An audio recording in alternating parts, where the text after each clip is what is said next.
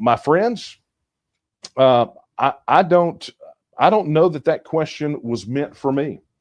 I think it was meant for all of us. I think it was meant for you. I think it was meant for the people that will be watching this on the playback. I think it's meant for the people who never come to this one of these live Q&As and maybe peruse the website. So, John and all, I'm going to tell you what I'm going to do. I'm going to post that. I'm going to post that on the news site. I'm going to post it on TNM Social. I'm going to post links to it everywhere that I can. We're going to get it posted because I think your question is a legitimate one, John. You know, when you look at the size and the scope of the organization and look at all of the people that we have touched and all of the opportunities that we have been able to, that only exist because this organization exists. Let me just tell you, there would be no organized effort for Texas independence, not one even remotely as successful. The Overton window would not have shifted it in favor of independence in the way that it has, but for the efforts of this organization and its volunteers like John Boziano. And so, you know, when we are in this period of, you know, watching a presidential administration take a wrecking ball to the federal system, and we're seeing now, what are we at, 40 of those actions being blocked by federal courts. You've got voters getting fickle that are, you know, probably going to wind up flipping the U.S. Congress, the U.S. House in the next session. Then you're probably going to wind up with a president, you know, in 4 years that is absolutely hostile to this sort of thing. You know, the idea, the concept of states' rights, guys. You got a reprieve. But the reprieve is when you do the things necessary to advance, right? This is like running. This is like if you're in a marathon, right? And you're running and you've been running uphill and now you got to this spot where you can run downhill. Well, you don't slow down. You don't kick back on your butt when you have an opportunity to go far and fast and with momentum in your favor. I mean, no one would do that. No, I mean, I say no one would do that. I'm sure someone would, but that's not what it's going to take to win Texas independence. And so, John, I'm with you. So I'm going to post this, and you know, look, I know John's not asking how I get off the bench or how he gets off the bench. I think he's asking me to answer the question about how do we get all of our folks that have professed they want Texas independence off the bench. Well, you need to answer that question for John because he's talking to all of us, you know, and maybe you're out there busting your hump too. I believe, I mean, there's probably people in this chat right now that are watching this broadcast that are out there, you know, humping it every day. They are sold out for the cause of Texas independence. They're like us. They roll out of the rack. They put their feet on the floor. They say their prayers for a good day, and then they get to work making Texas an independent nation. And you know, and that's whether you're jamming it in there full time, or you're, you know, self-employed and can maybe weave in a little bit more, or maybe, you know, you're employed full time, you're working 50 hours a week, but you're at least out there flying the colors and returning emails and answering the calls to action and talking to your friends, right? So we got that. But everybody else that, you know, okay, well, I popped up, I profess that I want Texas to be independent, but hadn't hit a lick of a snake. That's what he's wanting. John saying, look, I'm rolling solo to the Capitol. Why do I not have an army of 100 Texas nationalists behind me ready to blow this thing up on perhaps one of the most important bills for that could change the face of Texas politics? I mean, yeah, it's not an outright ban, but you know what it is? It's something that we have asked for. Do you know how important this bill is? Let me just break it down to you. You know, I know what's going to happen now. This is going to get clipped, and probably Chris Turner on State Affairs is going to have an absolute meltdown and want to play it during a committee hearing, but I'm just going to do it anyway.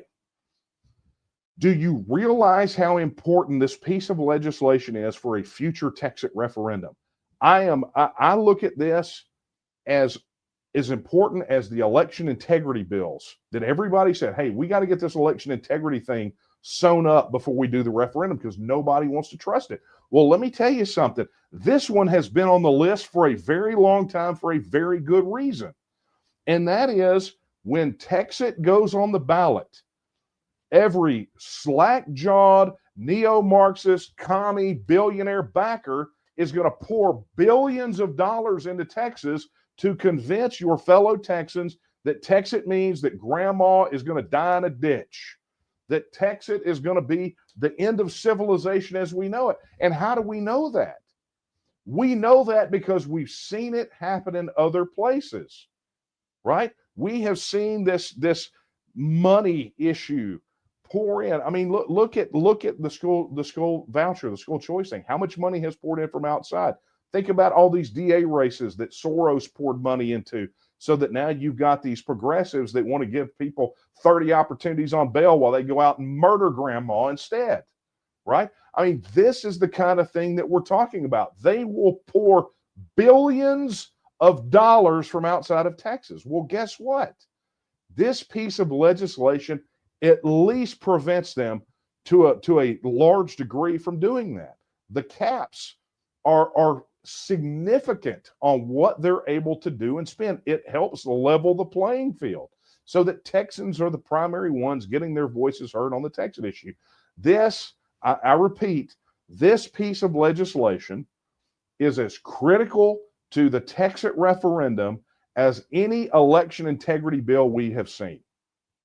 And I'm not saying this is an election integrity bill. People are going to look at it as a campaign finance issue.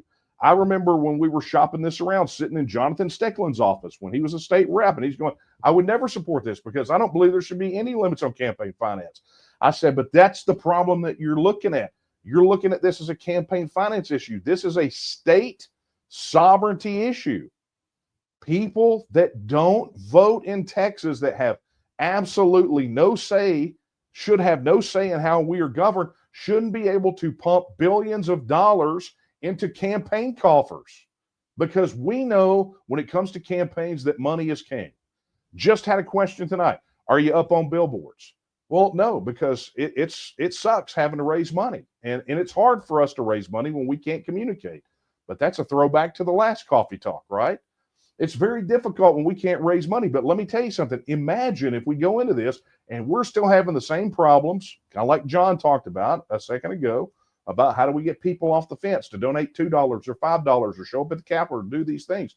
Imagine we get the Texas referendum, and from El Paso to Orange and Dalhart to Brownsville, billionaires have blanketed Texas with anti-Texas billboards.